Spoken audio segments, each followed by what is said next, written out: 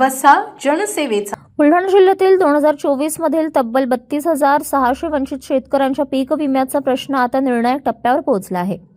या गंभीर मुद्द्यावर गुरुवारी 23 जुलैला जिल्हाधिकारी डॉ. प्रवीण देवरे यांच्या अध्यक्षतेखाली झालेल्या महत्त्वपूर्ण बैठकीत शेतकरी नेते रविकांत तुपकर यांनी पीक विमा कंपनीच्या मनमानीवर जोरदार हल्लाबोल चढवत शेतकऱ्यांवरील अन्यायाचे ठोस पुरावे प्रशासनासमोर मांडले। तुपकर यांच्या आक्रमक भूमिकेनंतर जिल्हाधिकाऱ्यांनीही कंपनीच्या अधिकाऱ्यांची कानउघडणी करत संपूर्ण प्रकरणाचा अहवाल आणि प्रस्ताव जिल्हा पीक विमा तक्रार निवारण समितीमार्फत राज्य सरकारकडे पाठवण्याचा निर्णय घेतला। बैठकीत रविकांत तुपकर यांनी 2024 मध्ये 80 ते 90% नुकसान होऊनही 35,600 शेतकऱ्यांना पीक विम्याचा लाभ नाकारण्यात आल्याचा मुद्दा अत्यंत ठामपणे मांडला। एवढेच नव्हे तर 2025 मध्येही अनेक नुकसानग्रस्त शेतकरी पीक विम्यापासून वंचित राहिल्याचे त्यांनी निदर्शनास आणून दिले। पीक विमा कंपनीच्या अधिकाऱ्यांना थेट जाब विचारत कंपनीच्या मनमानी कारभाराचे आणि शेतकऱ्यांवर झालेल्या अन्यायाचे पुरावे त्यांनी बैठकीत सादर केले। शेतकऱ्यांच्या हक्काच्या पैशावर कोणालाही डल्ला मारू दिला जाणार नाही।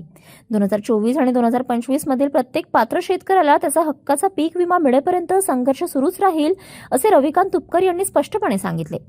या बैठकीला जिल्हा कृषी अधीक्षक संतोष डाबरे, तंत्र अधिकारी कुमारी समृद्धी वांगस्कर, अग्रणी बँकेचे जिल्हा व्यवस्थापक के सिंग, जिल्हा मध्यवर्ती बँकेचे मुख्य कार्यकारी अधिकारी अशोक खरात, एआयसी पीक विमा कंपनीचे जिल्हा समन्वयक नितेश वाघ, योगेश मोहिते यांच्यासह संबंधित विभागांचे वरिष्ठ अधिकारी उपस्थित होते।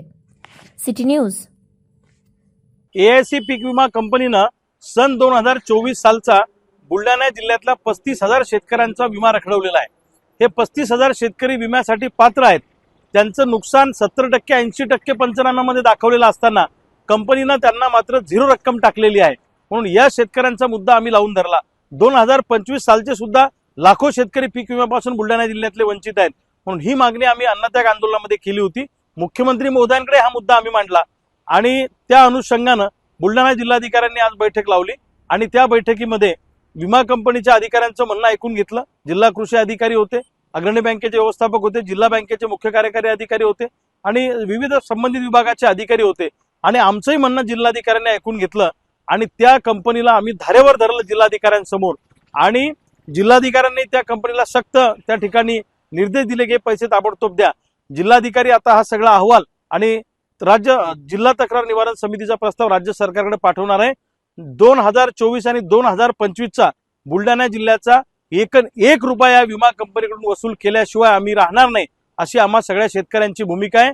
पैसे दिले नाही तर प्रसंगी एआयसी कंपनीच्या मुंबईच्या कार्यालयाचा ताबा घेऊ, पण छदाम आणि छदाम वसूल केल्याशिवाय आम्ही थांबणार नाही, या भूमिकेत आम्ही आहोत।